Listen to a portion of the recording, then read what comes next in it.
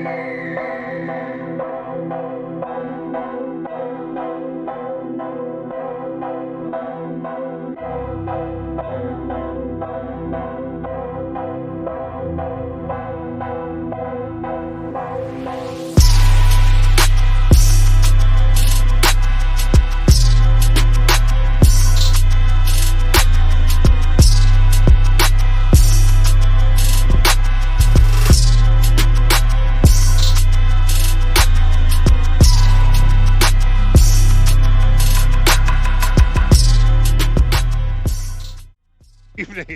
Hey, we're hopping right in. Welcome to another destructive episode of Destroy All Podcast. 05. Yeah. Uno. No. Me, I'm 3. Please like, share, subscribe. We're not going to waste any time. You may get clearance. We got somebody with something on his heart. Gino Black. First, I need you to tell the world about your journey here in Cincinnati. Then I want you to go right into it. I want you to go right in what we came for. Well, that's a longer story than the point. Okay. But I'll oblige. My name is Gino Black. In the 90s in Cincinnati, they called me the G. I had a rap group called Bomb Threat. I had a record company called Power Blast Worldwide. I started my record company in 1992. I put out my first tape as a solo artist called Cincinnati. It was right around the time of Maplethorpe. I remember that. Wow. The tape did big things. Yeah, I remember that in at Kips. Yeah. Yeah. We were moving those tapes, man. Tapes did well. I later formed a group called Bomb Threat. Went from solo to forming a group. Also, as a label, I signed another artist in town, Cuddy B. Spooky. Rest his soul. He's passed on. God rest Cuddy B. Soul. Resting in power. Signed him. He was another rap artist. Produced him. Released 2 of his CDs at the time in the 90s. Released 2 Bomb Threat CDs in the 90s, in addition to the Cincinnati tape. I kind of made my own way. I built my I legitimized my company from the ground up. I had a recording studio down on Vine Street on the corner of Juergens and Vine, Power Blast Worldwide. Had that spot running from 98 to 2002 when I left the city. Recorded with a lot of people. Pretty much all the people that you know probably came through at one time or another, from, Scandal, God rest his dead. God bless him too. He was one of the guys that came through the studio, and we had a good relationship. But just a little bit of everybody. We mixed it up with a little bit of everybody. By the tail end of the 90s, once we had established ourselves here, what we started to do was seek outside of the city. So by 1998, Scribble Jam, for example, we were already booking our own tours outside the city as Bomb Threat. I even signed a heavy metal band to my label at the time. Damn. So I was managing a heavy metal band because I can get us into the venues leading with a heavy metal band. Mm-hmm. Yep. So it was all about business for me from day one. Love it. I've been rapping since 1983. I'm 52 years old now. Been rapping since 1983. I took the business more serious than anybody else around me. Like I had an LLC before they knew what LLC was in the hood. Mm-hmm. That's just the way that I moved. During the 90s, in 1998, I turned down 2 record deals, 2 offers, because they wanted to own everything and give us nothing. Mm-hmm. They offered us $250K. There's a major label. Who it is doesn't matter, but they're still a major. They offered us $250K, and I have 5 mouths to feed, not including my family, which is my wife and my kids. The money wasn't right. Yeah. The money wasn't right. We were being scouted by Warner as well at the time, but Warner's not the one that made the offer. So their competitor made the offer. You can guess one of the 2 who it is. Yeah. The money just wasn't right. It wasn't going to do anything for me. I come from a background of leadership and mentorship. So I've always been a business mind. So for me, the math wasn't making sense. I didn't need to be famous and poor 2 years later. Right. I already had wife and kids in my 20s. Mm-hmm. So during the 90s, as I was putting out these tapes and these CDs, I was married with a kid in my 20s. Still And feeding then another kid. So this was all business for me. I didn't have time to play games. I also worked with another rock band in the early 90s called Leap Skyward in Cincinnati. And they opened the door to get us into Top Cats. What a lot of people never mention when they do these nostalgia tours about the city is who was really the first hip hop rap group in Top Cats? That's a great question. It was it Bomb Threat? It was Bomb Threat because we opened up for a rock group that was really, really cool with Vicky. That makes perfect sense. That makes sense. She introduced us to Vicky, and Vicky just fell in love with us. So we would come up there all the time. She, give us free beers. You know how Vicky was, big personality. Yeah. Love her. She's like, you guys want to do a setup here on your own? After we did the thing with the rock band. I mean, we were just clowning around with them on stage, but the guy was cool. He wanted to do some business. And for me, contrary to everybody else, I'm about music, period. Not just hip hop. I'm about music. Okay. Music and business. So I was already making moves with the rock guys in town because they were the ones getting in the venues. They were the ones getting the money from the draw from the door. So I worked my way into the rock guys to get in the door at Top Cats. And once we got in the door, we kicked the doors open. We had a big show. We had Superpowers there. We had a couple other artists there too. We just had a nice little night there before it became a thing. Okay. Way before it became a thing. Similar situation up there with the Mad Frog. There's like, who really shut it down in the Mad Frog? Well, we know who held the torch and kept it alive. We know who that is. We know who that era, but who really got in the Mad Frog first? Who kicked the door in? Who kicked the door in when nobody else was getting in there? I feel like Mad Frog is how I know Bomb Threat. Right. And probably all you guys. Me too. Exactly. Right. Yeah. I used the rock guys to get us in the doors, bro. Makes sense. And then it became acceptable. So I got a heavy metal band, alternative rock band, and then a hard rap group. So instead of just booking the band, I tell them it's a package. You got to book this band and a rap group or that band and a rap group. And we started building up a tour and just going from state to state doing shows with a rock band and a rap band, a rock band and a rap band. So post 98, after that CD, we were in and out of Cincinnati already. All the shit that's fly now, the Jack the Rapper, the going down to Miami. Like I moved to Miami. Like I don't even live in Cincinnati no more. Right. I've been out because when you want to swim with the sharks, you got to go where the sharks are. You got to be in the business. You got to be in the place where you're trying to do business. Yeah. And that's what I've always been about. I've never had any real beef with anybody, which is what we're going to lead up to the thing. What we came for. Right. Well, I don't really want to talk about that for too long if he's not going to be here, because I just really want to just ask him the question face to face or Zoom to Zoom. But if he's not going to be here, there's really no point in talking about it.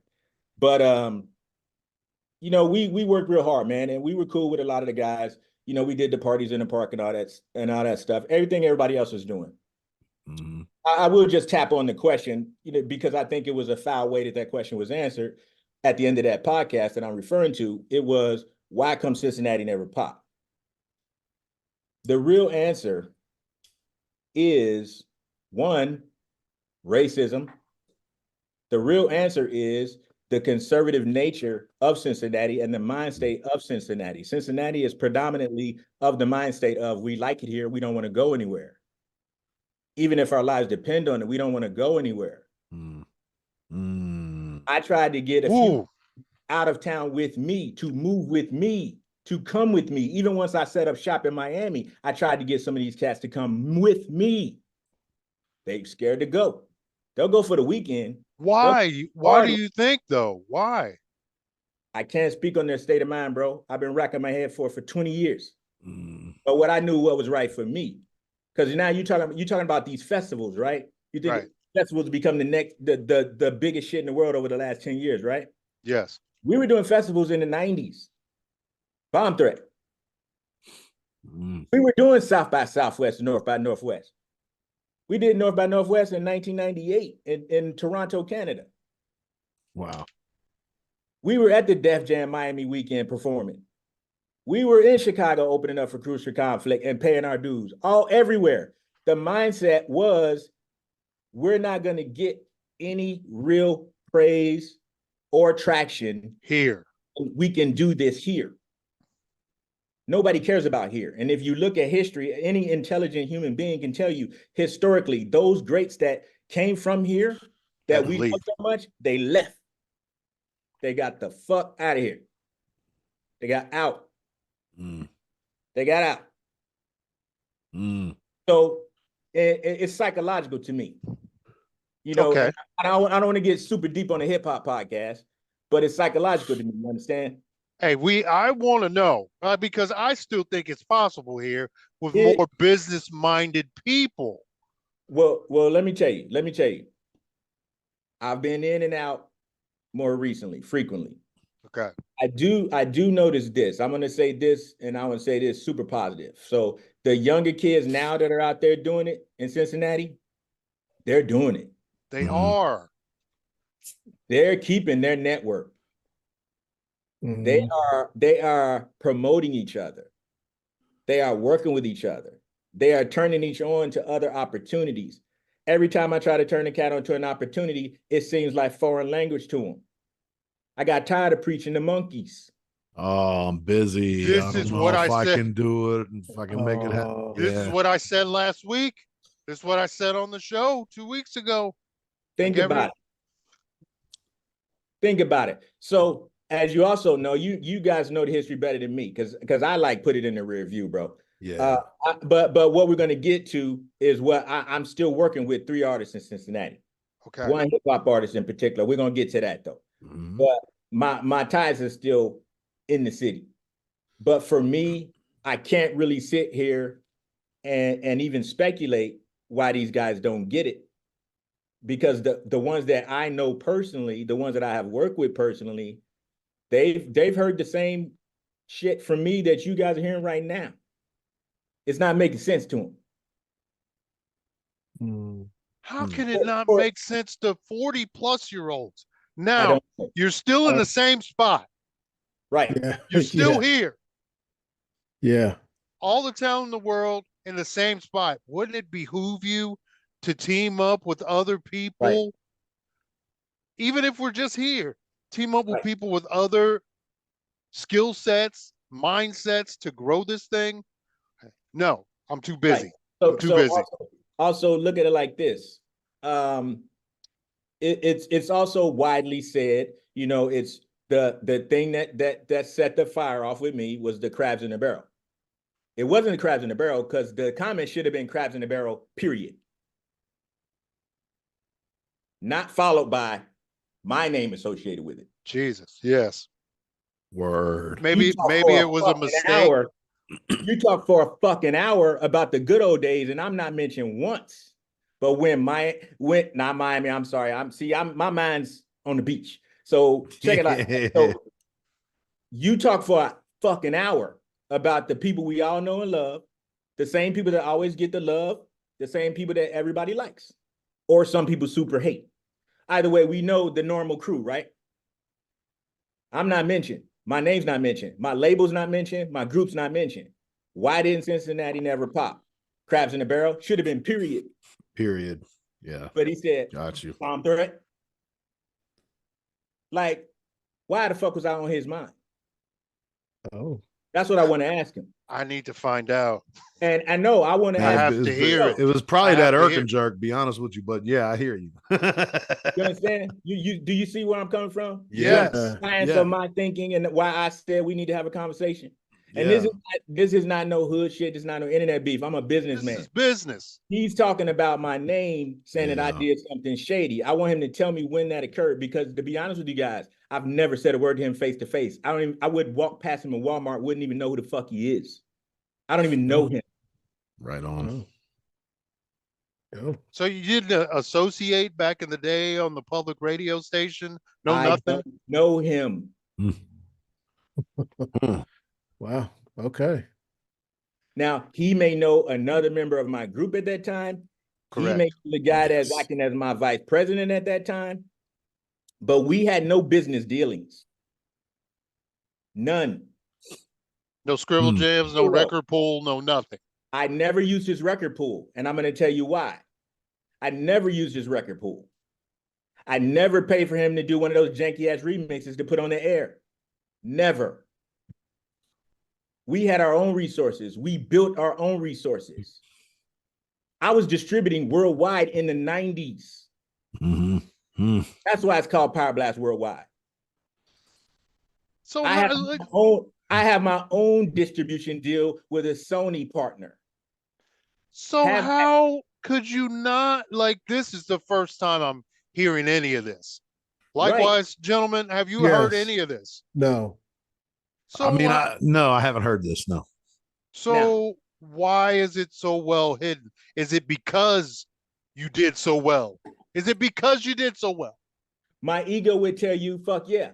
But let's be real here, gentlemen. Like you said, these are over 40-year-old individuals here. Right. Right. So this is how crazy it was for me. I wasn't listening to the podcast. I tuned in after. I listened to a couple episodes after that. Appreciate that. Fellas, don't take it personal. You know, I did don't. for a couple after that. But look, I don't concern myself with things Cincinnati. I just don't. I'm still making music. I'm still marketing worldwide. I got international clients. My company is now a marketing and distribution company. I'm still working. When I heard that what was said, I had to listen to him talk for all that time to just get to that last 12 seconds to say what he said. Oh, man. Right? And I'm a busy guy. I appreciate show's it. A little long. We appreciate it. Yeah, we let him go that night. We sure did. Right, and that's fine. Now, you can say any fucking thing because at the end of the day, it's all revisionist history anyway. Yeah. We can't say anything definitive. You know, just like I said, we would have to have Miss Victoria would have to be here to confirm what I just said. Mm-hmm. And she'd have to be there to confirm anybody that contradicted it. Yeah. That's not going to happen. But I know what I know, and my group knows what we know. And we know Top Cats enough to know that story checks out regardless. That ain't a bullshit story. Yeah, exactly. Yeah. Right. So the thing is, man, like I say, when I heard that and I looked who it was, bro, I had to look him up on Facebook to see what he looked like. Mm-hmm. Oh, damn. Mm. Right on. Now, yeah, we are friends with some of the same people, but we are not even Facebook friends. So I want to ask him to tell me what the situation was where I crabbed him, explain it to me, enlighten me. Did I forget about this? There's something happened that was in another multiverse or something. Tell me what I yeah. Maybe it was I don't want to throw shots. I want you to tell me. I got you. Yeah. And in the same vein, when I look at him on Facebook, you know what? I ain't even going there. Let's just say the gentleman is not polished. So back to business, right? So yeah, because I think you got some gems if you have time to share a little bit more with us. Yeah, man. I'm starting my own podcast too, man. So I actually listen to you guys so I can see how it's done. Learn from y'all guys, right? See how it's done somewhere. I mean, you know. Well, I'm gonna throw in a quick plug, so don't cut it out. It's called Music Therapy and Motivation with Gino Black, debuting next month. Nice. Yeah, I saw that coming soon. I saw that. Nice. Yeah. We're dropping. I'm just gonna be talking business. I'm gonna be teaching artists about. Oh, we need that, man. I'm gonna be teaching artists about the business, about the contracts. I've got a lot of contacts and a lot of information. I've been trying to dump on these fools. That sounds like a high value podcast right there. Oh, yes, that's a Patreon. That's not for free. Definitely, man. So, like I said, I'll like I said, I've been tuning in since I heard that, and I have calmed down since I heard that. listening and reminiscing and stuff, listening to some of the old names I haven't heard or seen in so long. You know what I'm saying? Like I've been gone. But the quick wrap up, say we had the tapes first, and I believe, and I arguably I believe when we got our first CD for Bomb Threat in 1996, in September 96, I think we were the first crew with actual CDs in the city too. Jesus. I believe it. I believe that. I believe it. I actually I got something I want to share with you. Can you guys see this? Turn your background. Is that it? The press kit? Yeah, it's a whole press kit. That's an old press kit.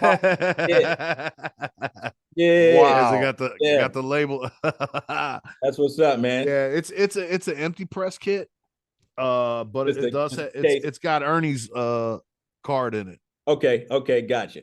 Yeah, man, that's good shit, man. Yeah, I had dinner with Jessica Jackson. Do you know Jessica Jackson? Does that name ring a bell? It doesn't ring a bell. Enlighten me. Yeah, she would run the door and security at like Mad Frog, Top Cats.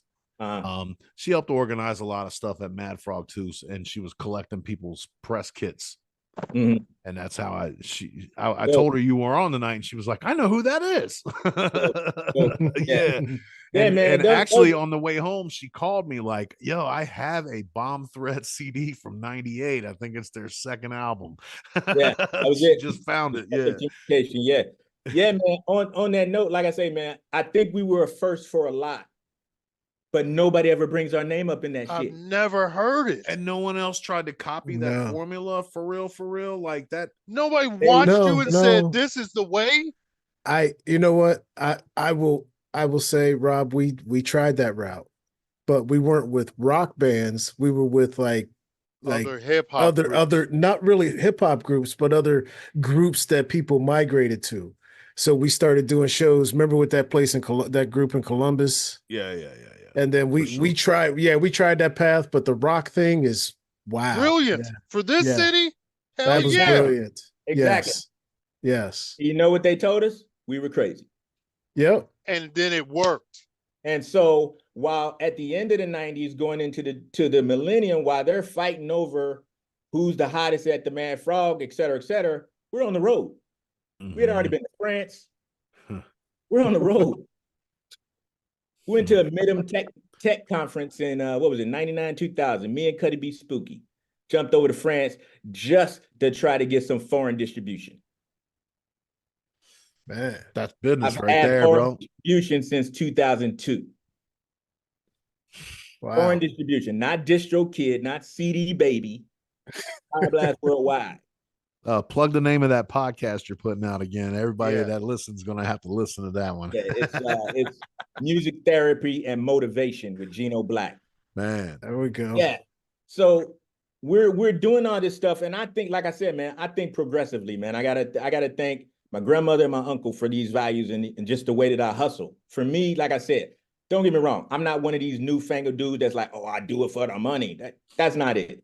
You know what I'm saying? I've been rapping, like I said, since '83. I came up as a battle kid in high school. I was battling in high school. And then but when I start something, man, I'm the type, I was always an entrepreneur too. You know what I'm saying? I always like, to me, just like everybody would tell you going way back, and this super history, and this you'll get a kick out of this. The book, what's everybody's first book? Everything you need to know about the music business, right? Right. Right. I read that book in like the first pressing, like 89 or 90. Before I even went back into the studio to do a demo after high school, I read the book so that I could understand how I'm going to get paid and how I get paid and what a manager does and what an agent does and what a record label is and what a distributor is and what A&R is and all the departments in the record label, how they work and why they work. Before I even jumped in the studio. What my brother just said is people don't read.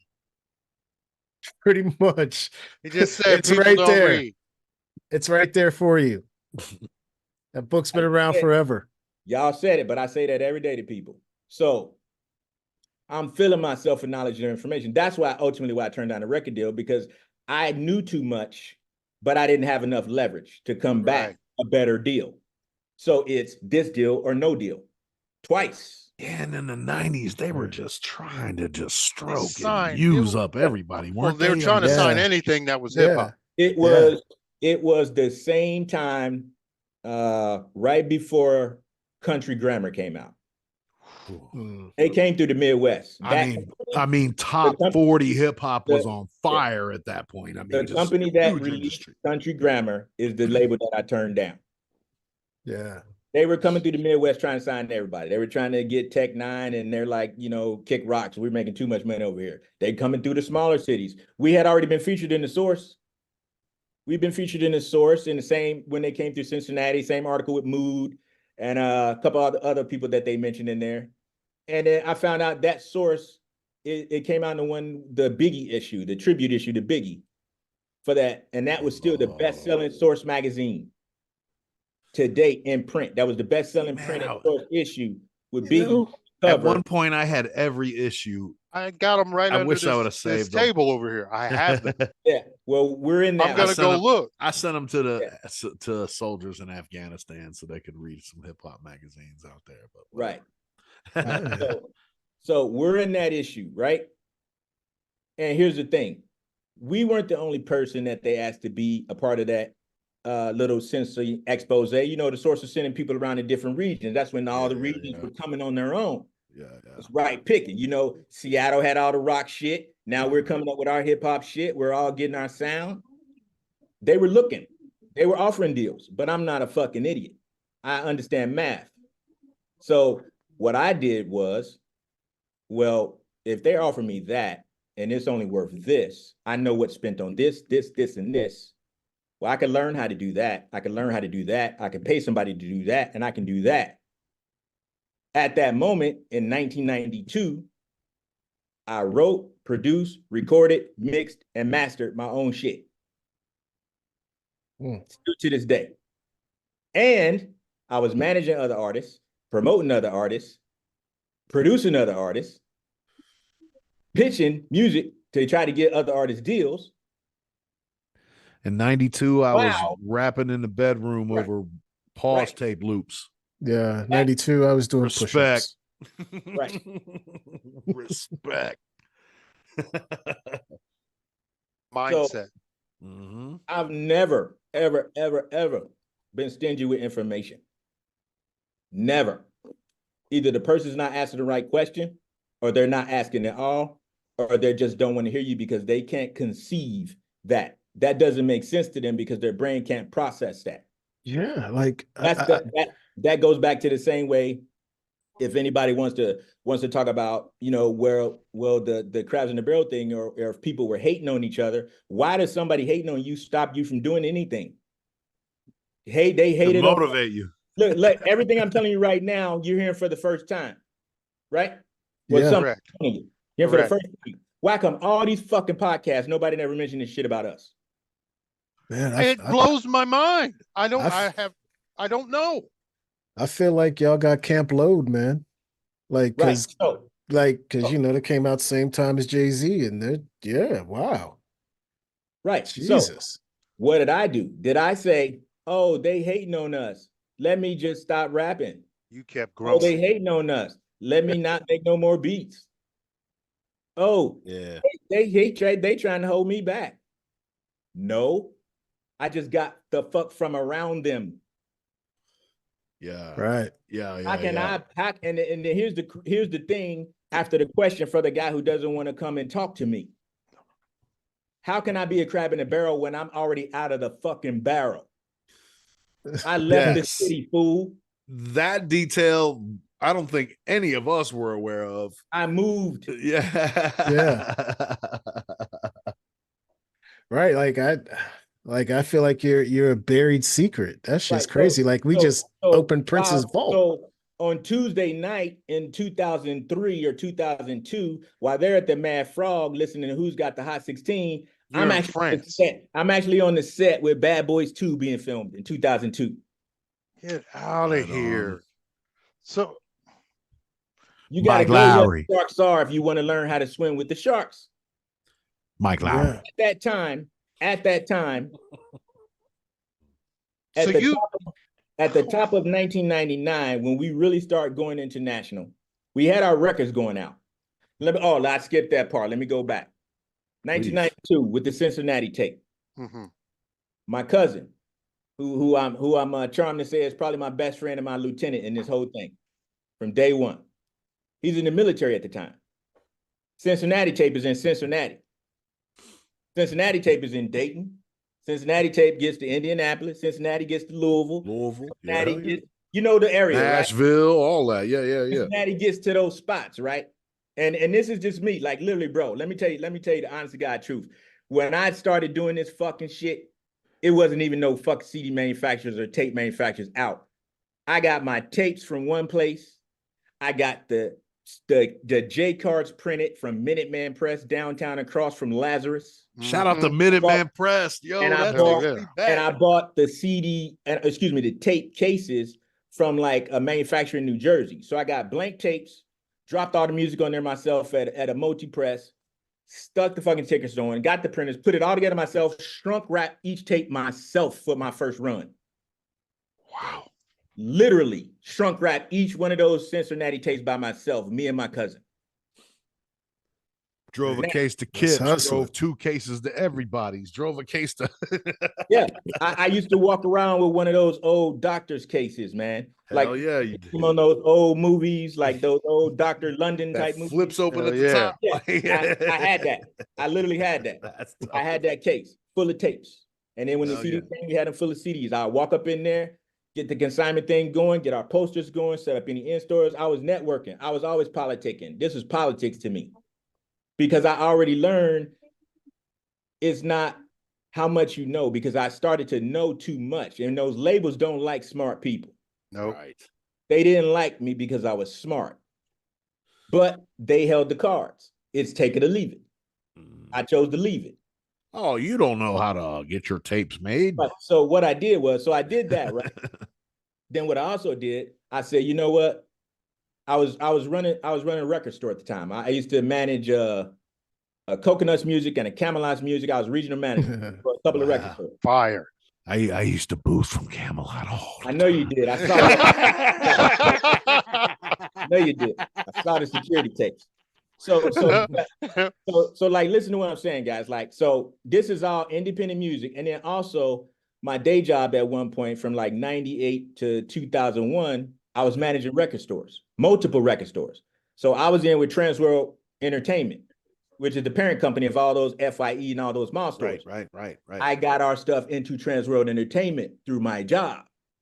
So we didn't have to go through ARC. We didn't have to go through we didn't have to go through Selecto Hits. We didn't have to go through anybody. I already put it in the Transworld system, and it went out to 1,500 stores. Bomb threat, boom.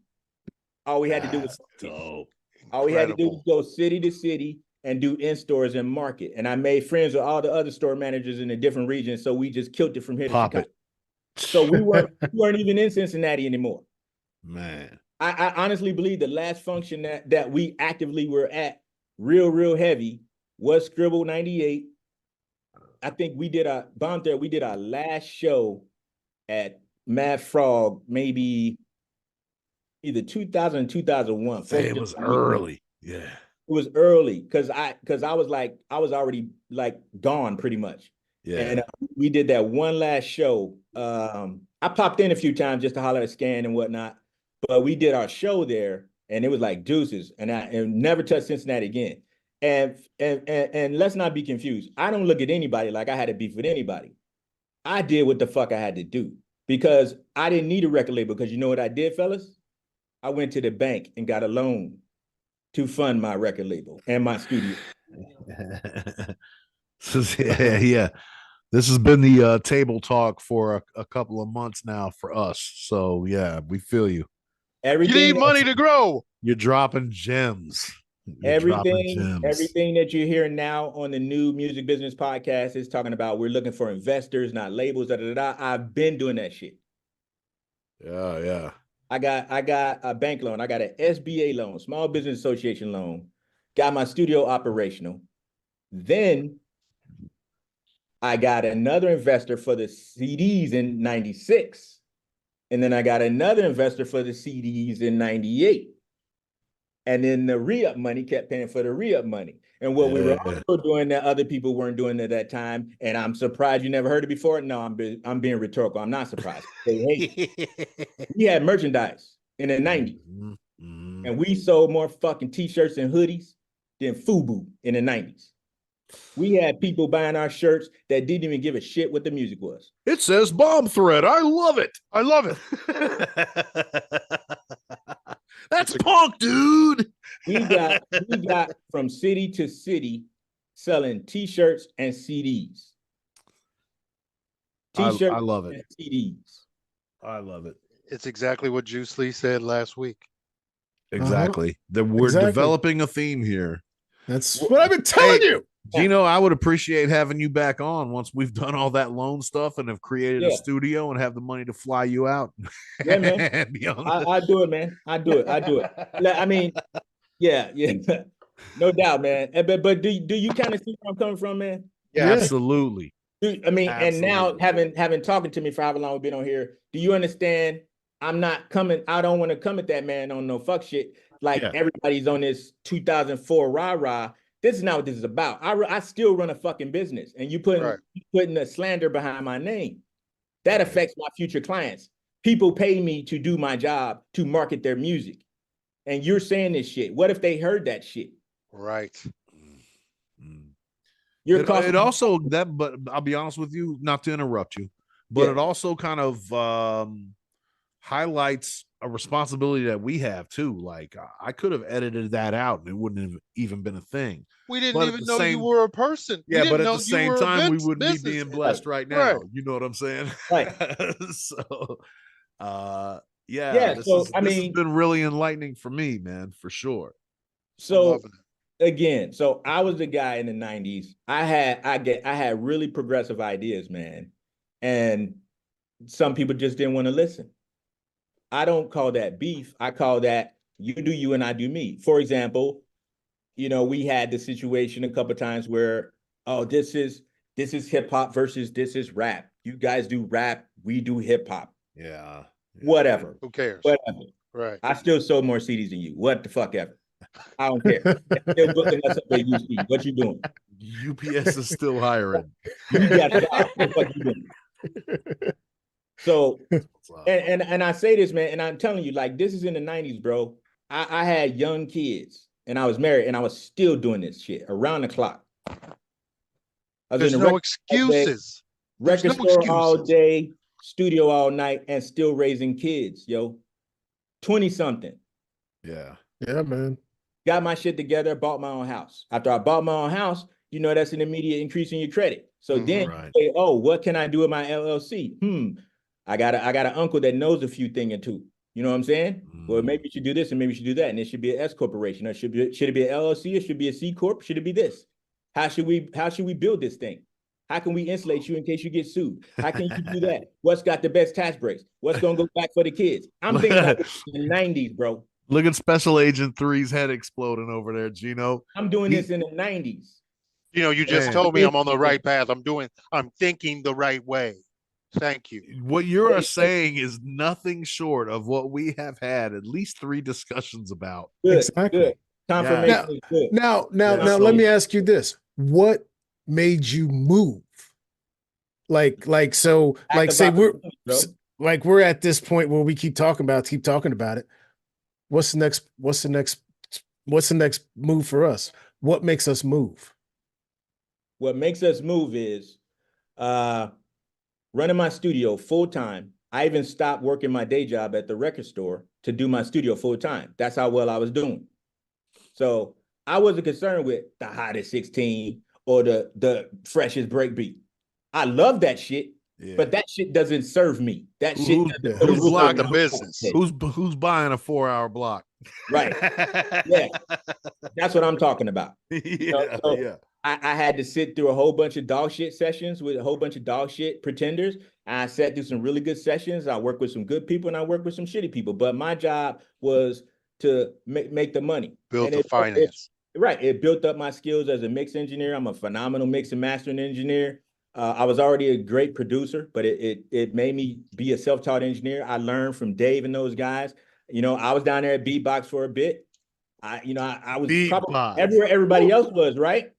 But I decided, why am I paying these fuckers when I can just do my own shit? I love this show. That's it right there. And so I worked with this guy named David True.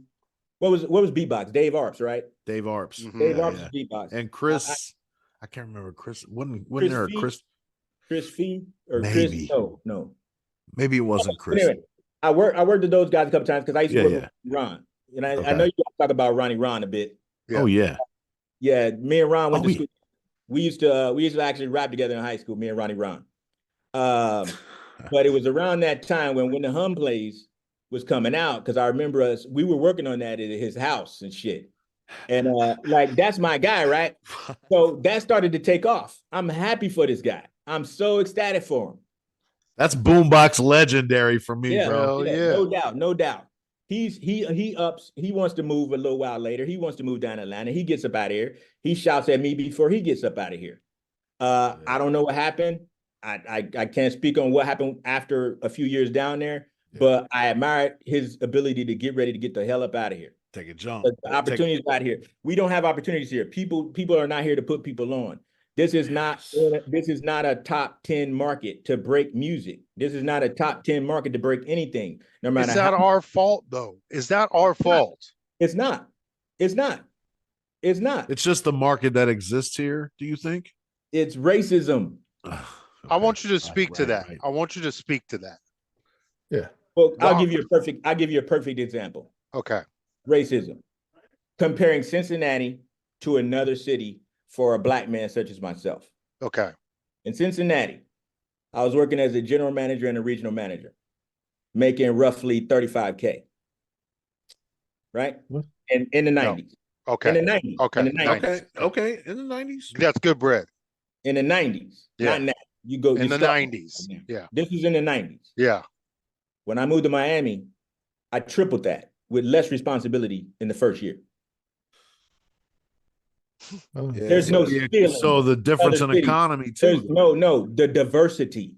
Okay. There's true and absolute diversity. Nobody's being held back or put forward for any agenda. Okay. Now, contrary to recent news, and let's not even shift here, but just let's say, contrary to the Republican shit and shenanigans that's been going on down there now, contrary to that, the city itself, the pulse of the people, they don't judge you like they judge in Cincinnati. It's a diverse population, man. They're from all over the place. You know? When I was in Tampa, it was very light. It's not like here. Yeah, and even it's a total difference from Miami to Tampa. Right. Take it from someone Tampa's still even more country than Miami. Miami's like a third world country.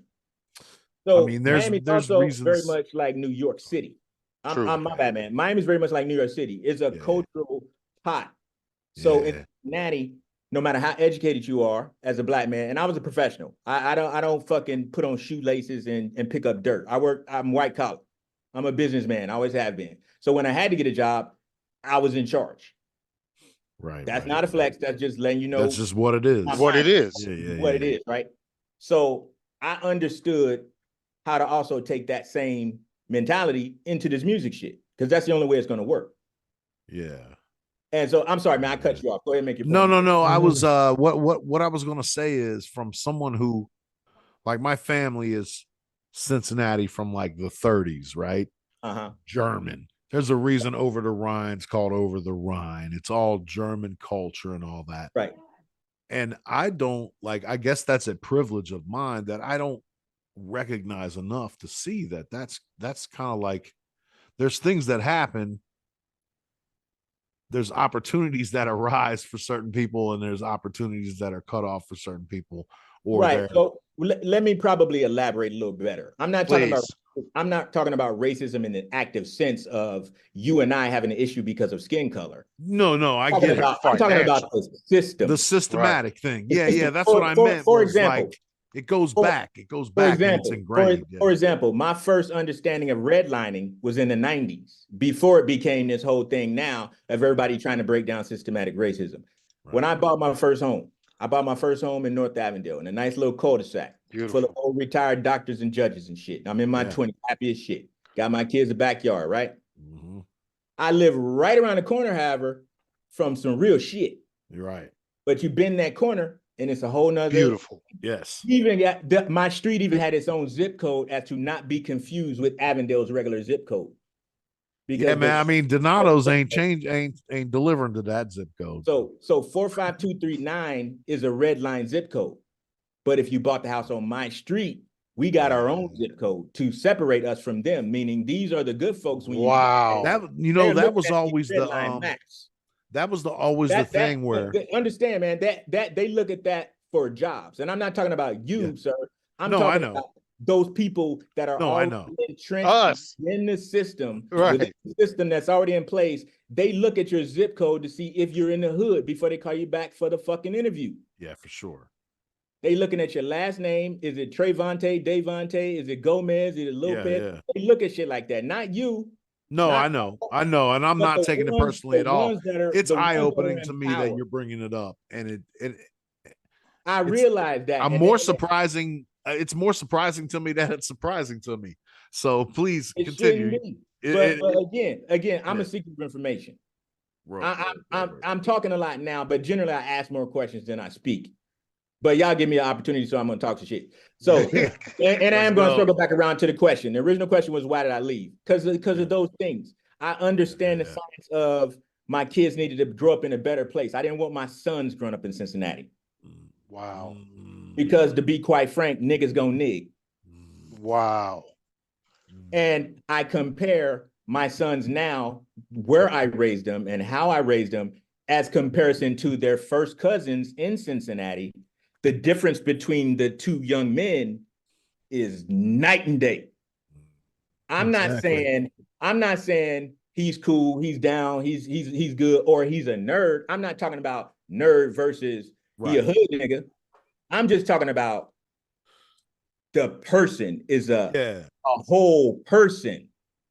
Right. That knows how to express himself, that knows how to tell you what he's thinking and what he's feeling in a legible and correct manner. Exactly, man. I feel you. Like for himself, that knows how to make good decisions, that has had friends from all over the world. That's it. So circling back around to the question, Justin touching on that job situation, right? So that was the day job, right? I got to a level where I could not make any more money without getting another job to do something that I didn't want to do. I wanted to keep my job in music. I was running my studio and running my record stores. Once I dropped the record stores to focus more on the studio, that's when we really started getting our bag going with making these international connects and these more wide out connections outside the city. So we weren't involved in any of this so-called crabs in a barrel stuff at that time. I wasn't even thinking about Cincinnati. Unless you came to my studio and wanted to book a session, I didn't give a shit what you was doing. Wow.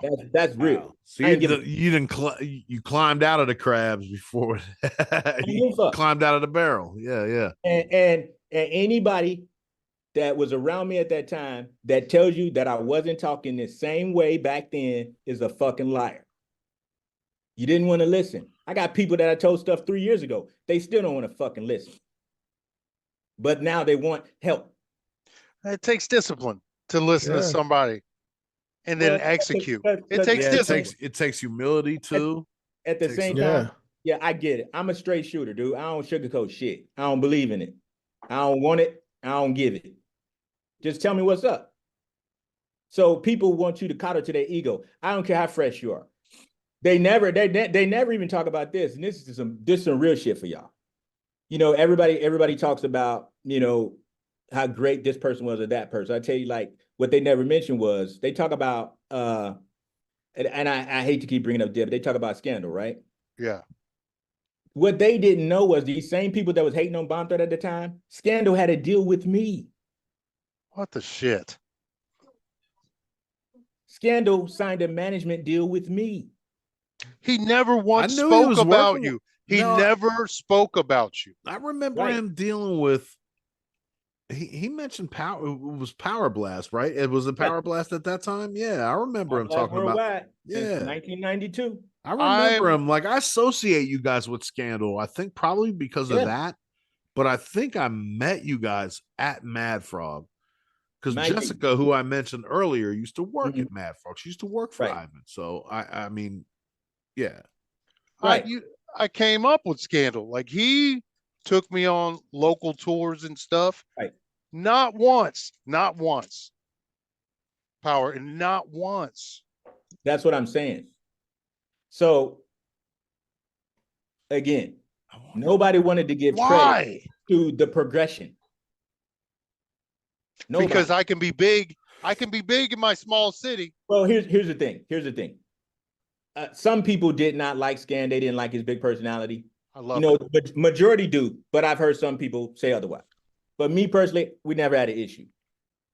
He signed a management deal with me, but he didn't want to do the things that I require him to do to get where he wanted to go.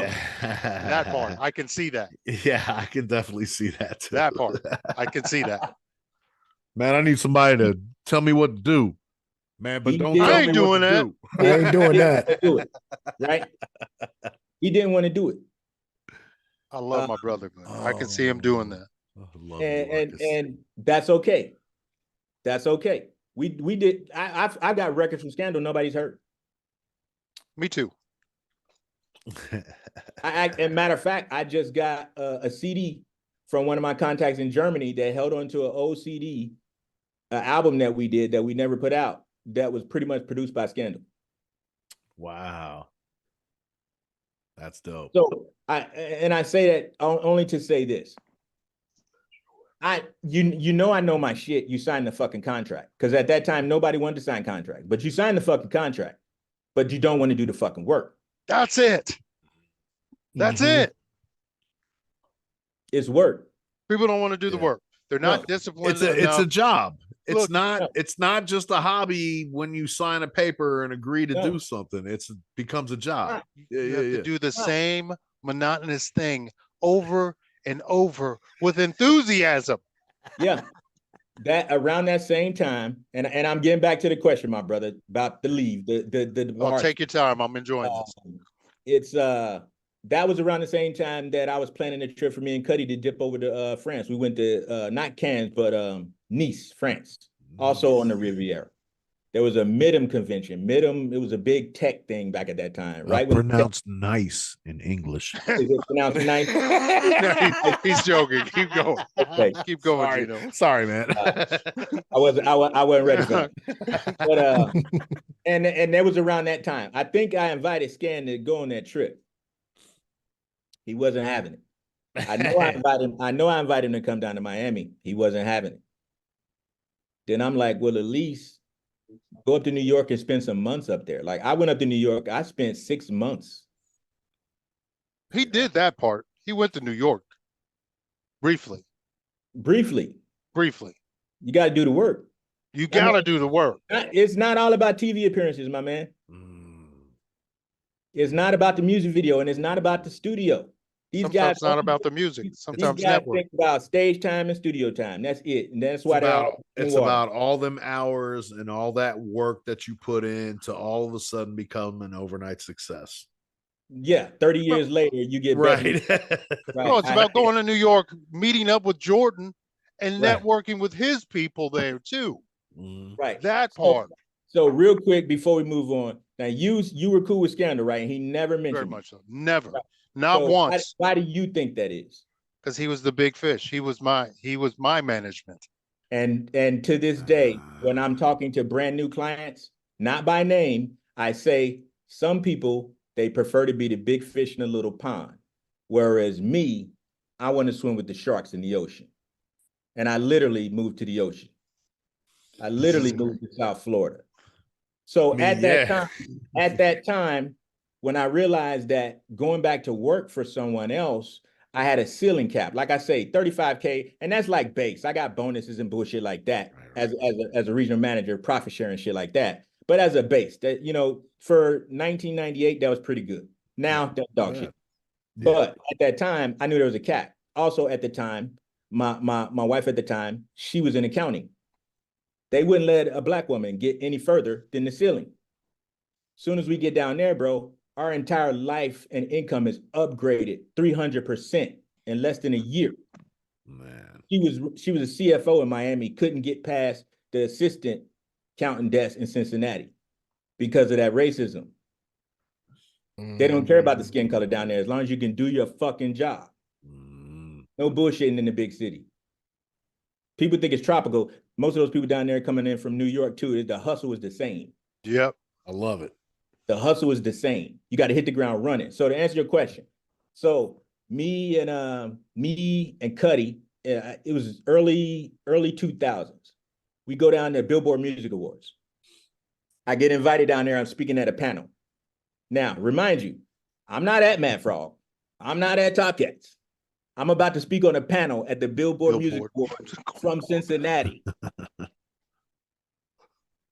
Nobody knew about it. Nobody knew. Nobody knew. Here we are struggling, trying to kicking our own asses, trying to put out a compilation album in this city. Don't know how to distribute. Don't know how to do anything. Oh, by the way, I have always extended open invitation to do a Cincinnati compilation on Power Blast. Nobody has ever wanted to do it. We need to talk to you. We need to talk to you off camera. I don't want to do it anymore. Off the camera. I don't want to do it anymore. Why? I don't want to do it anymore because they don't promote their own stuff. They're not going to promote anything associated. You would do it in conjunction with us on the but they with don't the show. Promote. They don't promote. We'll talk off camera. We'll talk off camera. All right. So get into the story, right? So I found out during the Billboard Music Awards, which was pretty fucking amazing. I got invited to it because of a contact because I was doing ads in Billboard magazine. Again, while they're at Mad Frog arguing over the 16, I'm trying to get us in Billboard because we were selling a lot.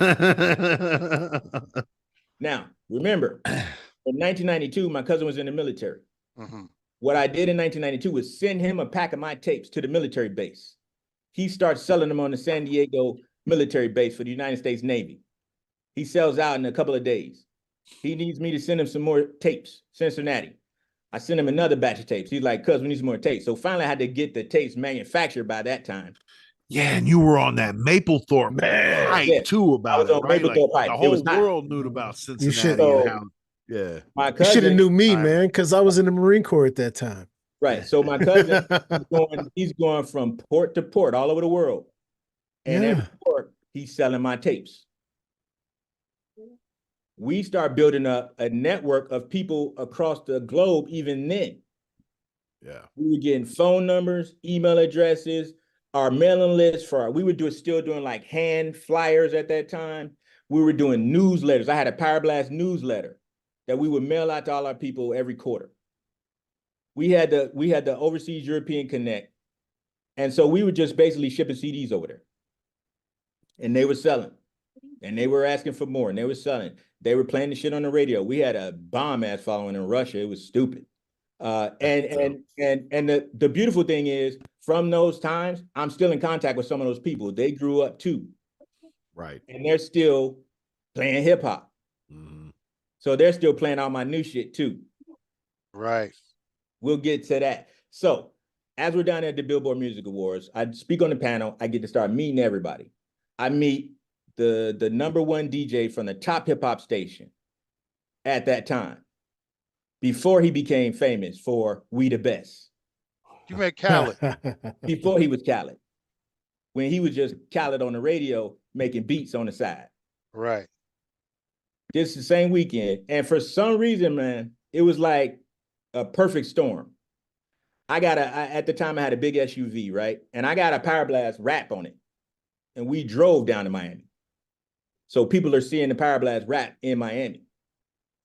People start hitting us up, blowing us up. We're getting invited to all these VIP parties, gratis. No wait at the door, no pay at the door, no nothing, gratis.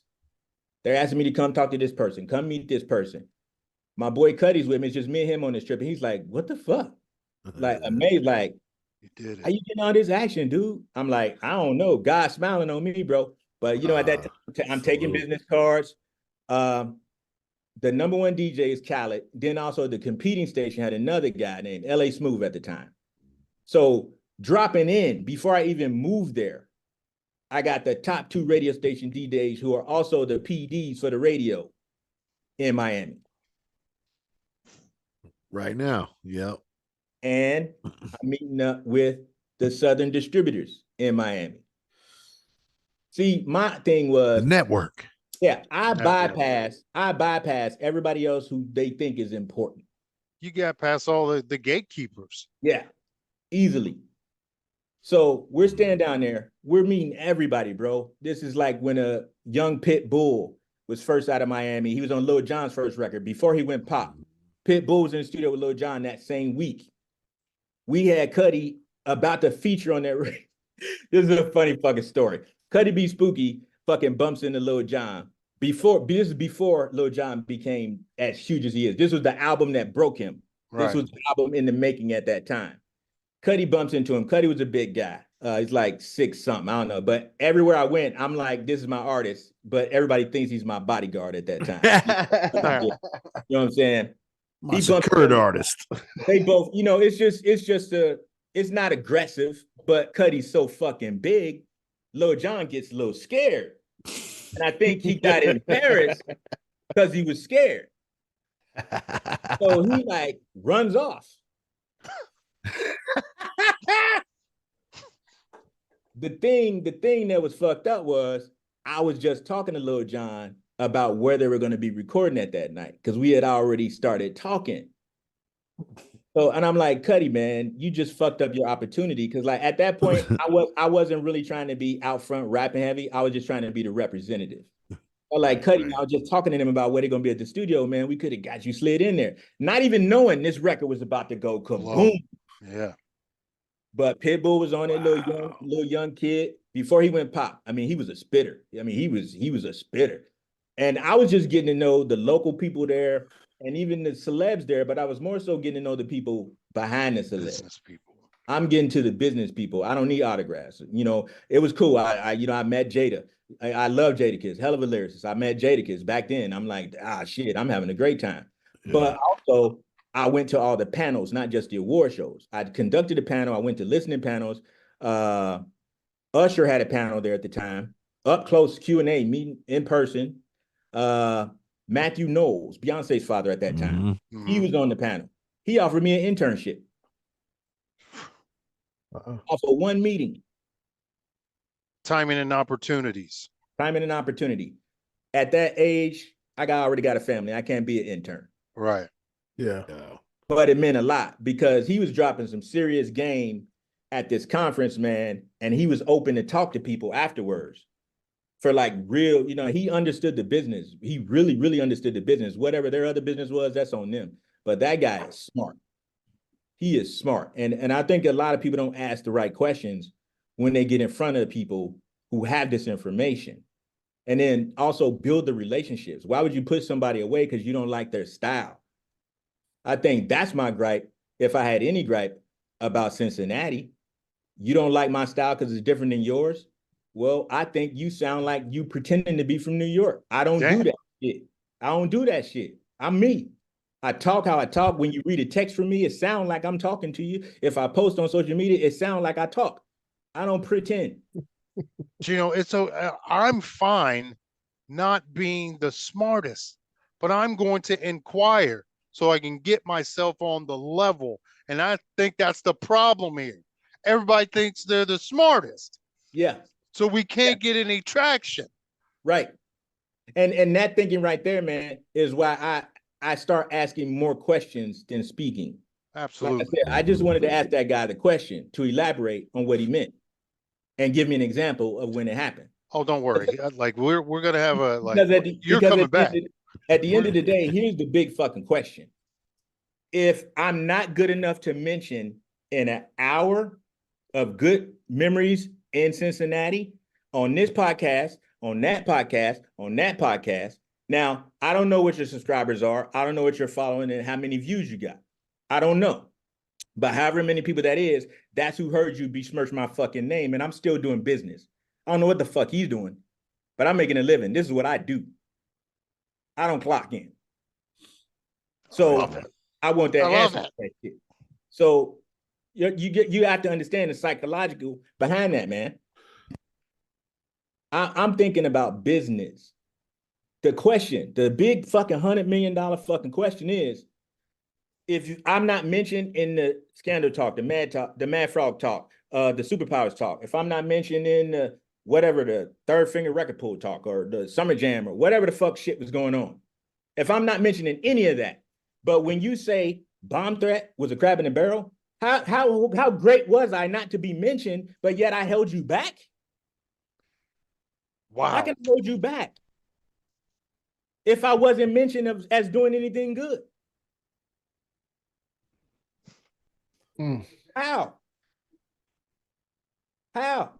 Yeah, that We're gonna have to have you both on here so we can discuss this. I have no idea. No You know, idea. I No didn't opinion. know you had this much influence on the city. And I if didn't know any of this. because nobody likes to talk about my influence because my personality is too strong. See, and that's probably why I never had any problem with scandal, because I got a big ego too, but I'm a businessman. I know how to manage personalities, and I know how to manage people. That's what he needed. He needed somebody who could didn't want the manage. structure. He didn't want structure. I'm all about structure, bro. That's the only way we progress. So again, that's not to say that we parted ways on any kind of bad terms. He's a good It man. was still love. Yeah. It was still love. When I came back to visit, it was still love. So not nobody get that misconstrued. It was love to the end. Till I heard about what happened. It was love. So let's get that clear. But the question is, if a person is not mentioning any other good shit that Cincinnati had going on, how can that person that's nobody have held you back? We're going to find out. Can you tell us about the artists you're managing here? Real quick. I never did get his question answered. Okay. So when I moved down to Miami, man, what I found out, they were filming Bad Boys 2. When I found out they were filming Bad Boys 2, I got with the city commissioner and I got with the business bureau. I got with the Chamber of Commerce. They gave me a package. It was called an entertainment package. I don't know how much time you guys got. Or we got plenty of time. We got as much time as you have. Yeah. I thought I was gonna drop off here because I really just wanted to get my question answered and talk with you guys for a little bit. But for real, if you appreciate this, bro. They had entertainment packages for record labels, for music companies, for studios, for film companies, for film producers. The government, the city had loans and grants available for you starting a record label, a recording studio, a film production company. So they sent that to me. Real mail, snail mail. You know, we were the first group to have a website too. God damn it. Power Blast Worldwide launched in 1998.com. And we were selling shit on there, and we had real audio streaming on the website back in real audio. Shout out to real audio. So I got to look at this package. Right? They had these financial packages for you starting a business. Now in Cincinnati and towns like Cincinnati, your business package, if the only thing that's going in there that's going to have anything black on it is going to be a nightclub. And you got to go through hell to get the zoning and the liquor permit if you're getting a brand new place versus taking over another place that already has an existing liquor license. This is true. Right. So that's what you get in Cincinnati. Like when I got my loan through the SBA, it was a small business loan. And it was only because I had records, I had a corporate bank account, and I had all my shit in order that they gave me the loan for my studio at that time. There was no Alizé bottles and bullshit hanging around and blunt smoke all over the fucking place. Nope. I had a performance area for people to perform live at my studio. I had a lounge area for niggas to play video games in my studio. I had the sound booth. And best of all, my studio was a former bank. The vocal booth was a vault, an actual bank vault. So I looked over these packages and I said, man, I can get one of these loans and just take Power Blast and move the studio down there on South Beach. They giving out these loans, right? So I got to do a business plan, another one. Like I said, I got an uncle that's really, really a good savvy businessman that's kind of been my mentor all my life. Get with him, update the business plan. I get my business plan together. I get with the Chamber of Commerce of the city of Miami and Broward County, Fort Lauderdale. Then I get with the Black Chamber of Commerce as well. And I get with Citibank, and Citibank okays the loan. For how much? More than what Universal Records was trying to offer me. And they don't want to own my masters or my merch or my likeness or my name. I just got to pay the loan back. Right. I'll be honest with you, Gino. I'm glad that we let G Fresh go that hard that night, and we'd have never met you. Yes, because things happen. You've dropped some absolute gems tonight. So I'm over here taking notes. And I like I said, man, for those who are willing to listen, I've never been stingy with information. And that's kind of also why I took offense to that comment he made, because I've never been stingy with information. They just didn't want to listen. Yeah. Damn. It's not my business to make a grown man do something. I got kids to feed. Presuppose everybody humbles themselves and actually listens to Gino. Where's Cincinnati at? Where we at? Well, I'm getting there. I'm still telling the long version of the answer to that gentleman's question. Holy crap. Right. So this is, at this point, we're pushing maybe 2003. Now, mind you, again, I'm gone from Cincinnati permanently in 2002. So whatever happened after that ain't got shit to do with me. I tried to get my guys that stayed behind to keep the studio open and run it, but they didn't want to buy me out. It's okay. I invited a couple of people to come down with me. They didn't want to come. It's okay. It was very frustrating. And once again, fellas, I moved to a city where I did not have family. I moved my entire family to a city foreign. A leap of faith, man. That's a leap of faith. A leap of faith. Yeah. A leap of faith. And my first job was a corporate job down there, right? So I got back into corporate because I knew I need to get a lot of money up real fast. Yeah. So I'm renting my house out in Cincinnati, and I'm getting into a rental down in Miami. I got to come up with some money fast. One of my guys from Cincinnati, he goes by the name of Rising Sun. Oh, shout out to Rising Sun. The homie. Yeah. Rising Sun, that's my guy. I'm still working with him to this day. Oh, man. Word? Tell him we said hello, man. Yeah. Yeah. So he comes. He moved to Miami? He comes. There we go. So check this out. That tracks. It takes a minute. It takes a minute, right? It takes a minute. I've invited everybody who I've had good times with, good sessions with, right? I had good sessions with Scan. I had good sessions with my own guys, my real hardcore guys, and I invited everybody to come down. Come down, man. I said, I'm about to do something real fucking major, man. Just come, because it can't happen there. Because honestly, I was sitting in my studio one evening, bro, down there on Vine Street, and I felt like these streets getting a little bit crazy. Somebody gonna come up in here and try to rob me, and either I'm gonna have to kill them or they're gonna have to kill me. Wow. No, nothing happened. It's just a feeling that I got. It was wild back then. Yeah, the way the hood was moving back then, right? Yeah. I was right in the community. Like my studio was not at my house. I actually had an actual building for my studio, not in no basement, not in no house. Yeah, you had to lead a house. I had a legit building.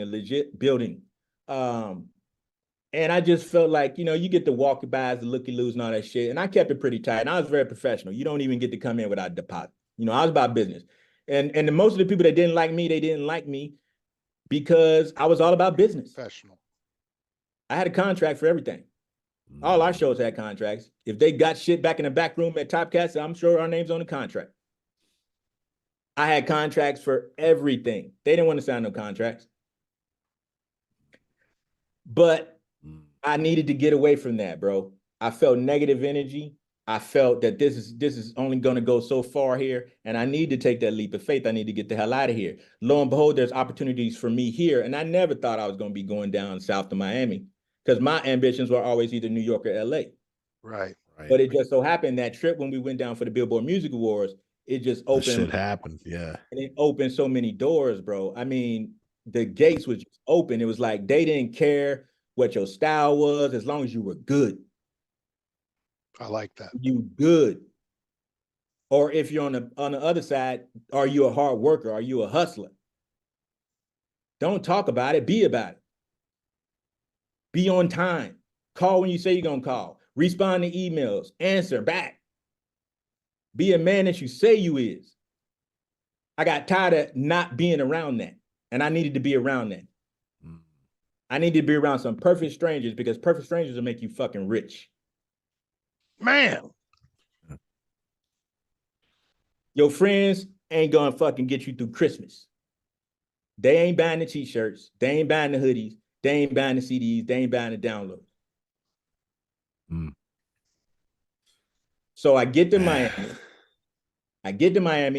right when all the record stores about to collapse because of fucking Napster. Napster. Gotcha. Right.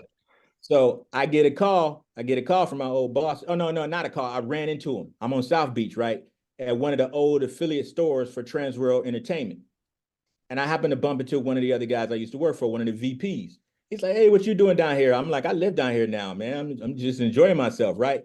He was like, oh, man. He was like, after you left, your store over in Rookwood closed down. Yeah. The store closed down, and then in Tri-County, we had to flip that for this. And then it was another store, what was it, Beachmont, some fucking where. Like, he's like, those stores, man, we getting washed, bro. They're killing us. Like, all that was the very, very beginning of the record stores closing down. What also happened was because of the Napster situation and the streaming situation, studios started to feel it too. Yeah. So right at that same time, I got everything I needed to get from Citibank to open my studio. I had the space, I had everything. I was even going to trick that shit out and make it into some other shit too. But something said, don't do it right now. Don't do it right now. So I put it off, right? And I just go start interning at South Beach Studios, which was owned by Chris Blackwell, is the white guy that discovered Bob Marley. Yep. Island Records. Mm-hmm. So Island Records owns this spot at 1200 Collins. It used to be called the Marlin. It was a reggae bar, a hotel, a modeling agency, and a recording studio in the same building. Everybody was recording there. Twista, Beyonce did Baby Boy with what's the guy? Sean Paul. Yeah. Debut album, Baby Boy, and that was recorded there. I was in the next room while they was recording that.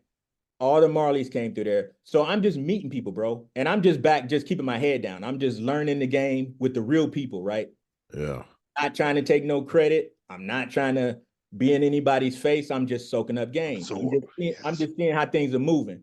But I'm getting paid at the same time. I'm getting paid to do what I do, which is, push buttons and mix records and whatnot from time to time. I wasn't concerned with all the starstruck shit, but I did appreciate meeting a lot of people that I did meet. Like I met some really cool people, and I also met some assholes. Because down there it's just like New York City, it's just like LA. The celebrities just out and about. Yeah, everybody's like, I got this idea. Like they're just out there, right?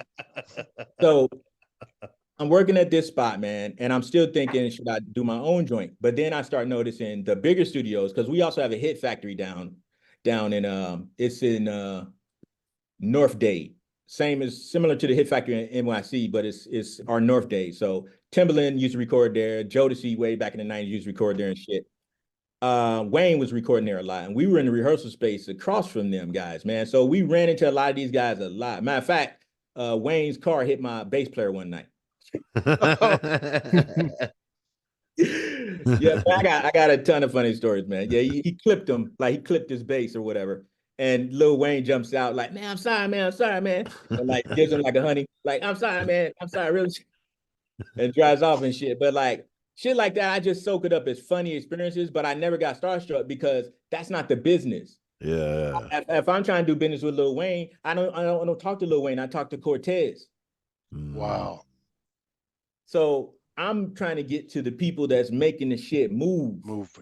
I'm trying to move. I don't care about fame at this point. I'm just trying to understand how this city works. Like I know how Cincinnati works at the time. I'm trying to understand how this city works. I spent enough time in New York to know how New York works. I'm trying to understand how this spot works because I don't know anybody. I ain't got no friends. I got a whole bunch of people that claim that they like what I'm doing and they can help me and do this and that and the other and invite me to, wild parties and all that crazy shit. But some relationships were built and they're solid. They don't fuck around. Some people in Cincinnati fuck around too much. Mm-hmm. Dude. In all aspects. I say this, man. I say how you do anything is how you do everything. You practice lazy, you're going to play lazy. You got to have discipline to do this, bro. I've been trying to figure out how to milk every single penny out of this music shit since 1992. I don't care if you think I'm not the best lyricist. I don't care if you think my beats ain't the best. I don't give a fuck. I got 900,000 people last year that told me they like my shit. Woo! Tell them. Right. Tell them. That's what I know for a fact, and I can back it up. And I ain't got no fake streams. I'm talking about people, not streams. I'm talking about people. Yeah. So, independently owned. Independently. So the thing in Miami was the bubble burst on the record stores, which affected the studios and everybody downsized. Even people like Gloria Estefan, her husband, Emilio Estevez, had a studio. I went to their studio. Real nice couple. He even moved his shit from the big place back to like the little hacienda or whatever. People were downsizing. So it was like, damn, I'm glad I didn't take that loan right now. I would have took a fucking bath. Right. And then it would have been the same situation I'd have been in a record label, in debt for nothing with no income coming in from that. Like so your gut kept you out of that though. So what I did, I started just taking a back seat to that ownership for a while and just slid in the cut. And I started being more behind the scenes. So I started working at the studio by day. I was also learning how to do video editing and web design and stuff, working at this other little startup company. I started working for a lot of startups. And I also got a line in on somebody that needs some marketing and promotions that had heard about me. And it was through Rising Sun that also knew this other person. So they were doing a little startup label down there. Turns out the guys were from Ohio originally. So we kind of clicked up, right? They had a label and they had funding. So they paid me to market this guy and put together a rollout for this dude, right? The problem was they were paying me good money. Way more money than anybody in Cincinnati would even consider paying. But again, I'm playing with the big leagues. You know, you can't get a guy to spend $100 on marketing, you know, what we're talking about. Jesus. They got every goddamn drum machine in the book, but they ain't spending shit on marketing. Oh my God, yes. Yeah. So, moving right along. Take that how you take it. You just punched me in the stomach. Keep going. Right. So, I've downsized my studio considerably. I had a full SSL board and all that shit. From now to then, I carry my studio in my bag with me. I got my MPC, my little keyboard, and my laptop, my mic, and my cameras, and I'm gone. That's all you need. I'm mobile. I'm gone. I don't need that fancy shit that people think making a band is all about. But technology is great, isn't it? So everybody got downsizing. And you also remember, this is the exact same time that Pro Tools hit. So it was easy to downsize your studio. Yeah. Because Pro Tools hardware had hit the scene. I think at that time, it was right after that Ricky Martin record, Living La Vida Loca. That was the first album completely recorded on Pro Tools in Miami. After that record came out and they saw what Pro Tools could do as a full tool, everybody started selling their tape tracks, except for the gearheads, of course. Right. Gearheads don't keep their stuff, you know. Right. But most of the people that do it for a living, that's really doing it for a living, they downsized everything. So I was cool winning with this one little studio spot. Plus, I saw the famous people coming and going all the time. I could meet whoever was the manager or whoever was this person to put me with that person. I'm like I said, I'm a seeker of information. I'm always trying to find an opportunity to make something happen for the people that I represent and for myself. So I was back in management mode. So they hired me to do a job for this guy. So I'm doing their marketing for this guy. He's recording the record, but he doesn't want to come outside. Who doesn't want to come outside in Miami in 2003? You're wild. I mean, I might sleep outside in Miami. Right. Right. So then you remember, this is 2003, 2004, 2005. Katrina hits in 2005. So by 2006, everybody on Cash Money's living in Miami. Yeah. Everybody in Miami. Everybody. What hip hop artist who claims to be one of the hottest lyricists ever? He's from Cincinnati, so I'm not going to say his name because I think he's retired. And I don't want to say anything bad about anybody, but I'll say that he didn't want to work. You lose somebody? No, I'm still here. I just had to handle something. He didn't want to work, right? I'm out. I'm new to the city. This guy had already lived there. He lived there. The artist was from Cincinnati, and he had lived there for a while before I got there. I'm representing him on behalf of his label who's funding him, his rap career. He doesn't want to come out with me and network and meet people. He doesn't want to do it. Someone come out in Miami in Miami. To meet Wayne. It would be hard to reel me in Miami, I think. Right. Now remember. Remember. Now this is after I moved, but remember what I told you. And again, this is not a flex. These are just the facts. Remember, I told you I had already met everybody that kind of put me on even before I moved there. So when I moved there, I'm keeping these relationships going. So I'm getting in my groove, man. I'm feeling myself and shit. Like, hell yeah, I made the right decision. Not just for the kids, but for me. This shit about to blow. They got movies filming down this motherfucker. I'm at a party. Will Smith walks in. What the fuck? I'm feeling it, right? He don't want to come out. From here. From here. Yes. You see where I'm going with this, right? Yes. You see where I'm going with this? Yes. Not making this up. That's just the coincidence that the guy was from Cincinnati, the artist. The label that was funding the artist, he was from, I think, either Columbus or Cleveland originally. They had both been in South Florida, living in Fort Lauderdale for quite some time. The guy that was funding it, he came up somehow. He got the money. He wanted to jump off with the label, get his boy going. You know how we all do. Right. If we ain't got the talent, but we got the resources, we want to help our guy out. That's what we want to do. Generally at the heart of our hearts, we want to help each other out. Right. Before any hate steps in, we want to help each other out. That's what he's trying to do. This guy was paying me 3 racks a month to market this guy, and this guy would not come outside with me. This is what happened. He's the artist, right? I'm not even flying my flag, guys. I'm not even flying the Power Blast flag at this point. I'm not even flying Gino Black flag. People just call me G. They just like, hey, G, da-da-da-da. I'm not even on me. I'm out exclusively for this artist and for this label, and he doesn't want to come outside. So what happens is people see me out so much, the city starts to know me more than him. The artist. Mm-hmm. Why in any region is maybe they thought I was his manager. Technically, I was not his manager, but for all intent and purposes, they think I'm his representative, right? Right. I'm his marketing guy. I'm his promoter, so to speak. You know what I'm saying? What would it look like if they keep seeing me, they get to know me, they like me, they're offering me shit. They want to do favors for me. When you finally show up, they don't know who you are. Word. Then they get mad at you. And exactly. See? Exactly. That's exactly what happened. Why don't anybody know me? That's exactly what happened. However, you need to do your job, G. Right. However, the saving grace was Rising Sun did come down. And I got that guy to fit the bill for him. Rising Sun. Yeah. We did an album that has yet to be released. And some more stuff. And some of that stuff is with Scandal. Nice.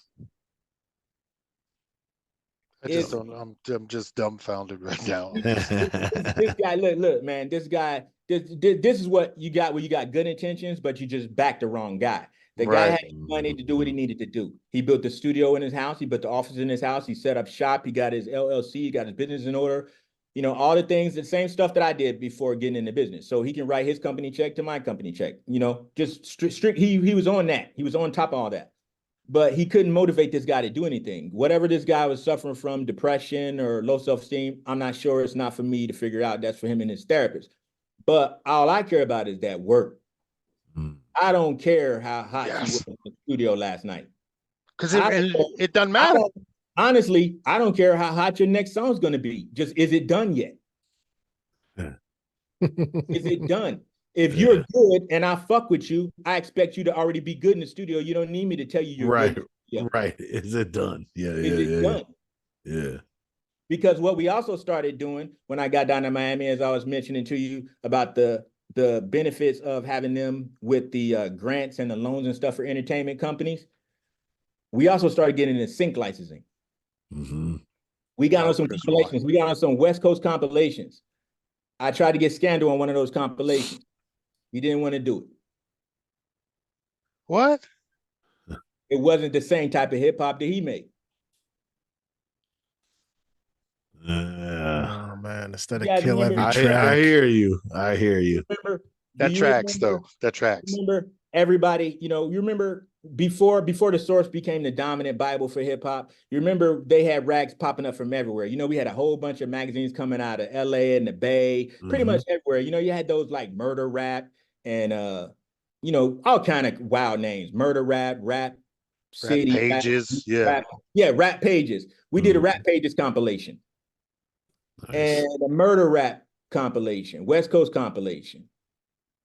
And then those started turning into placements. So I had to learn how to do placements, because also while I was doing our rap band, managing Cuddy B Spooky, managing an alternative rock band, and managing a heavy metal band, I also signed a jazz band out of Portland, Oregon. Nice. Like I said at the top of the call, fellas, I believe in music. Right. No offense to anybody, but I'm about that music in any form. As long as you are good, I will back it. I love hip hop. That's what I do. But that's not all there is. Right. This jazz group, right? They're like, why the fuck you working with a jazz group? You don't bring anything to that equation. Yeah, but they bring me. Right. I immediately got them deals for their music to be featured in BMX sports DVDs and videos. Start earning residuals for them right away, first year. I started getting little placement sync deals. Hell, I was even before I left Cincinnati at my studio, I was even doing like forensic audio for the city when they needed to clean up shit to try to prove a case or something.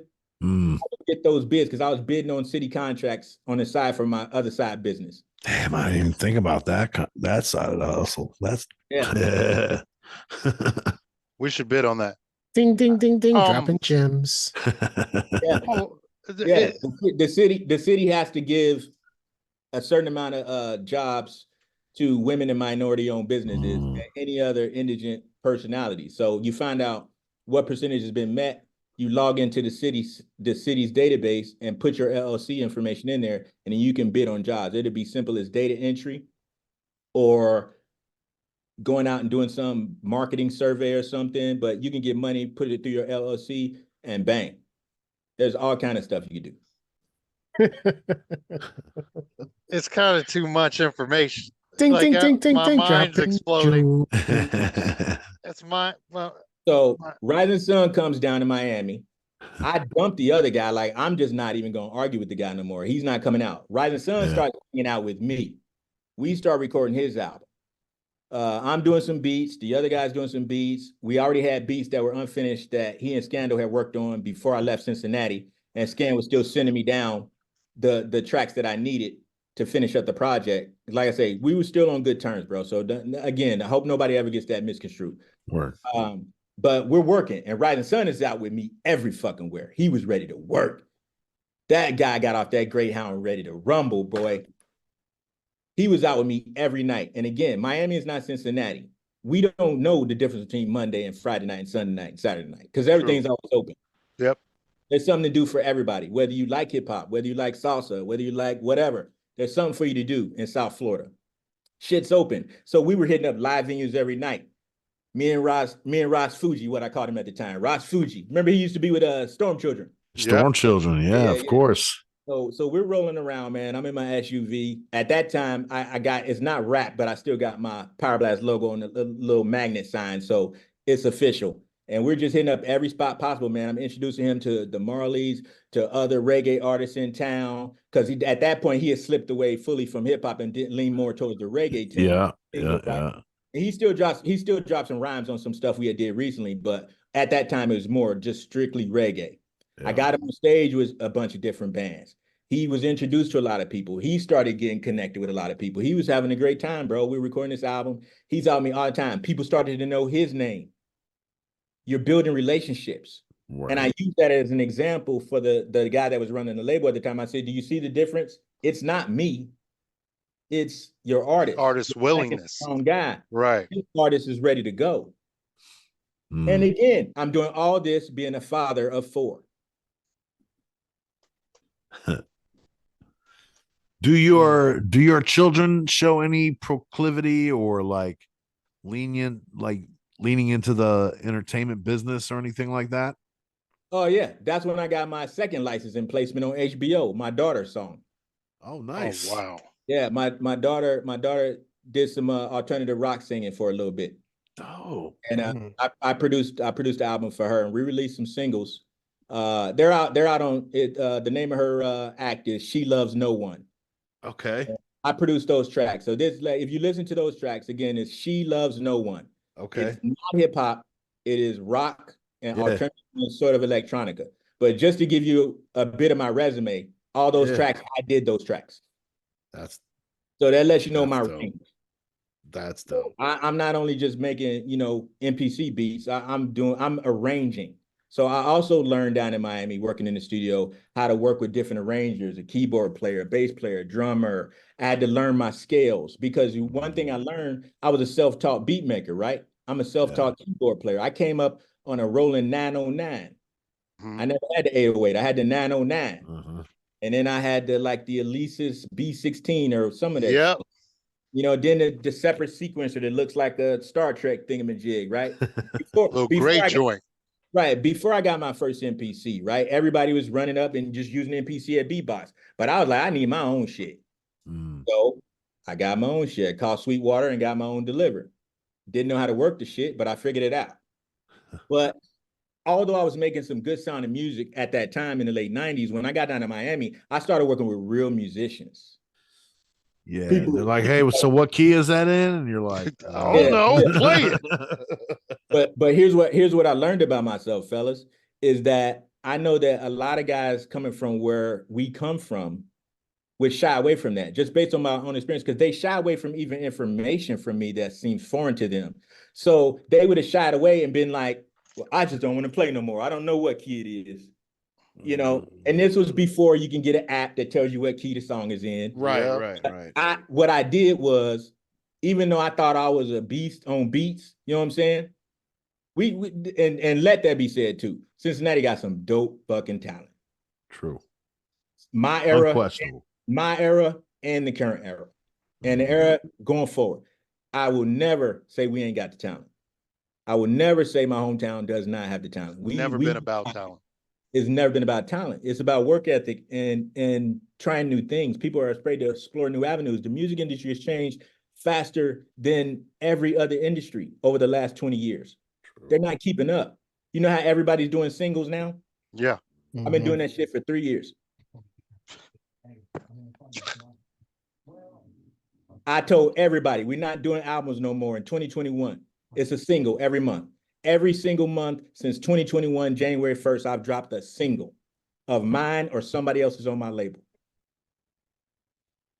Last year, I had 900,000 listeners. Jesus. Not streams. Listeners. Listeners. Listeners. In a good month, I have 22,000 monthly listeners. Listeners. Not followers, because the people that follow your Apple and your Spotify and whatnot, they ain't necessarily listening. They don't listen. Right. Listening. Right. I'm talking about monthly listeners. And this is kind of getting into what I'll be talking about on my podcast. But to sum it up, Miami, it shifted, but I had to pivot with it. And the record stores went under, studios went down. I played my position where I was at. I was building good relationships, being in a position where most people would be like, man, I was in there with that and I ain't getting no credit. Who the fuck I look like calling up Sony saying I was the second mix engineer on that and my name's not on there. You guys follow what I'm saying, right? Yeah. And to say that, read between the lines of what I'm saying. I worked on some of these records. Yeah. I mean, but it's not so much the recognition; it's the experience. Right. I was doing the work, bro. Nobody wants to work no more. I was doing the work. I was getting the experience. I was trying to understand these people's personalities. You got to play this game, bro. And everybody now runs around overusing chestnut checkers. Half them fucking people can't even play chess. They don't even know how to play. They don't even know how to play. Wouldn't even know how to set up the board. So I'm playing my position. I'm learning at that studio. I'm getting some good contacts. I'm not even going heavy on Power Blast. I'm not going heavy on Gino Black, nothing. I'm working with these other people. But through those channels, guess what I got the opportunity to do? Like I said, I humbled myself to learn chords and to learn the scales. I had a guy, my guitarist, he's from Berkeley Music. Amazing. He's a fucking total music snob, but he's amazing. I got a drummer that when you see him playing, you think he's on drugs or something, but he is like Questlove hot. I got a group of guys in Miami that's just unsung, bro. We haven't done anything for a while because I've been chilling out on those guys and kind of focusing on what I've been working on for the last 3 years. But I learned how to work with people in that sense of being a real creative process. And I haven't had that in a long time. Back in the early 90s, mid 90s, we had some real good, cool studio sessions that were real collective minded, communal, thought provoking. Let's make out some good music. But then it became, well, it should sound like this, it should sound like that. Nobody should tell you how your music should sound. Your music should sound like you. And you shouldn't be trying to sound like anybody else because nobody buys the fake Cadillac, they buy a Cadillac. That's right. Ain't nobody out here looking for the fake Mercedes. They looking for the real Mercedes. So stop trying to sound like that other person. Be brave enough to sound like you. Be true to you. That's what a lot of people fail to realize beyond doing the work. So I'm down here just soaking up game, and I'm getting opportunities. And I'm always looking for opportunities, man. And I'm not afraid to humble myself. Now, again, I ain't kissing nobody's ass. Correct. You get disenchanted with that type of fuck shit. I don't even kiss my clients' ass now and they pay me. I don't do that. But I'm meeting people and I'm learning things. I'm learning who to mess with, who not to mess with, what steps to take, what not steps to take. I'm taking notes. All this time I'm learning. I got a full education of the shady music business, the shady film industry, the good parts of it, who's good people, who's not good people. You know what I'm saying? It's been a great experience, bro. Plus, the best part is my sons grew up and now my sons are their own men doing better than motherfucking G Fresh. And with that, concludes another destructive episode of Destroy All Podcasts. 05. Yeah. Luno. Gino, where can we find you online? How can our guests find you and find your music? Instagram is Gino Black Official. My new website I just launched is GinoBlackMusic.com. I'm sending a lot of traffic to my website now. I got a song coming out next week called Frenzy, but you can get a free download if you go to my website now. That's www.GinoBlackMusic.com. I'm keeping you updated with that. I've been filming for the podcast. My podcast is not going to be live. It's all going to be pre-recorded, but it's going to be giving you some good gaming information.